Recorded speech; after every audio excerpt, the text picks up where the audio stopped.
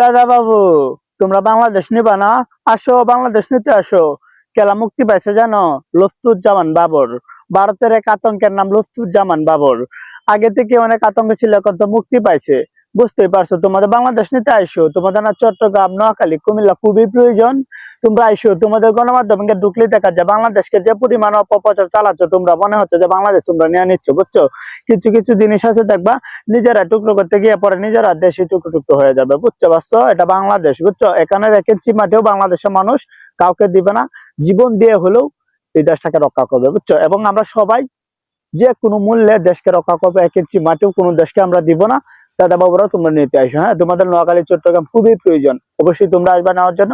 এই একটা জিনিস নিতে হলে না, মানুষের সাথে কথা বলতে হয়, বুঝছো? আর এখন আরো বাবর, লুৎফুজ্জামান বাবর চারা পাওয়া গেছে, তখন তো বুঝতেই পারছো তোমাদের অবস্থা কি হবে।